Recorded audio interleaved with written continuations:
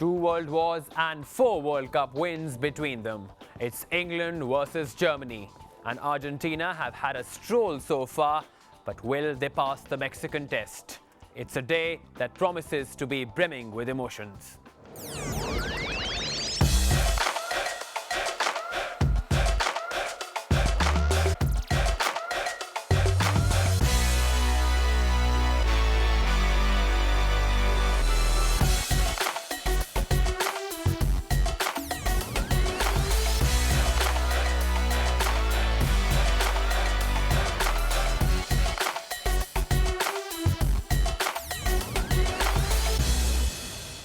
Assalamu alaikum and a very warm welcome to Sunday's edition of FIFA World Cup 2010. What a super Sunday is in store for us today. It's England versus Germany. But before we talk about one of the fiercest rivalries in world football, let's recap yesterday's action where Uruguay became the first nation to march into the quarterfinals in South Africa, and Ghana followed that up with an injury time winner against USA.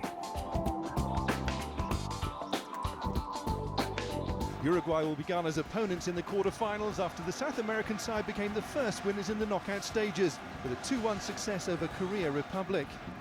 Luis Suarez scored both the Uruguayan goals, but after he'd opened the scoring in the 8th minute, they allowed Korea Republic back into the game by defending for long periods. And Lee Chung-yong's equaliser briefly threatened to take the match into extra time. Suarez, though, scored a spectacular winner with 10 minutes left to take Uruguay into the quarter-finals for the first time in 40 years. We're among the 8 best teams in this World Cup. It's true, but we still can't believe it. Well, not that we can't believe it, but we've been trying to achieve this for such a long time, with good coaches and great players, and we've never managed to achieve this goal. That's why people are so happy back in Uruguay.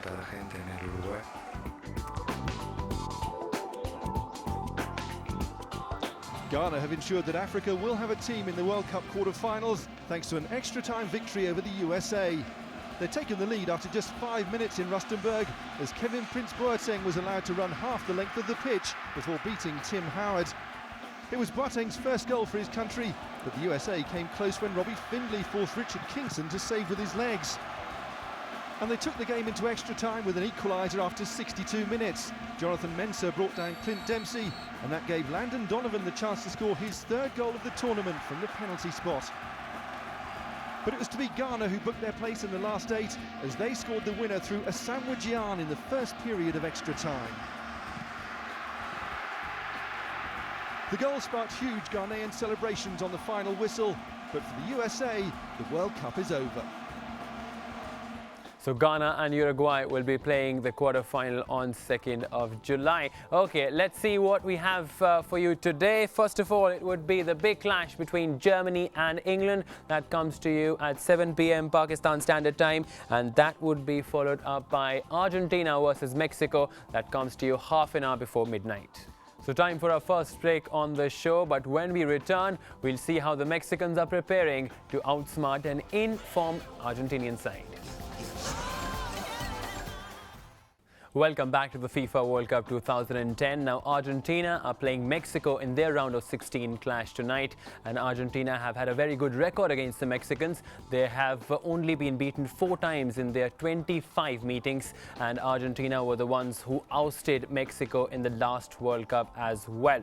Well, Mexico, they have never been into a quarterfinals at the World Cup, so it would be a first time if they manage to beat Argentina. And for Argentina, Carlos Tevez will be back, so will be Higuain, so that should strengthen their outfit. And Messi is in form too, though he hasn't scored a goal, but his number of assists have been brilliant.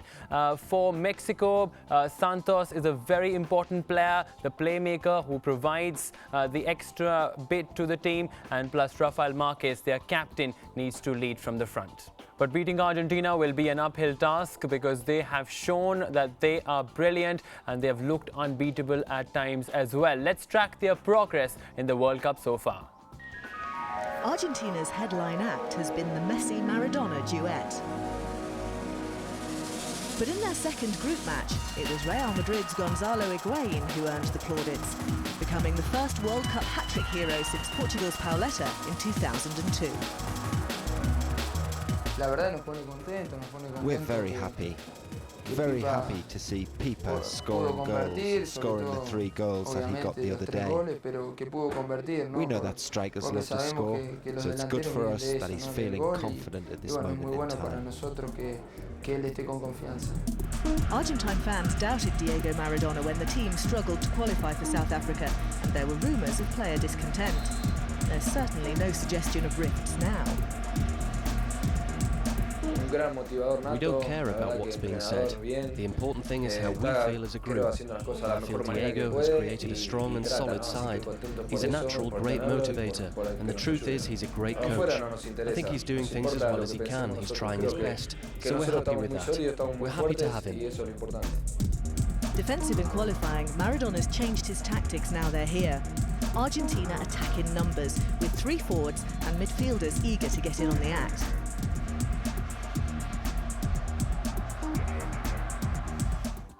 We'll take a very short breather here, but when we return, it's all about that rivalry that goes back to the World War I.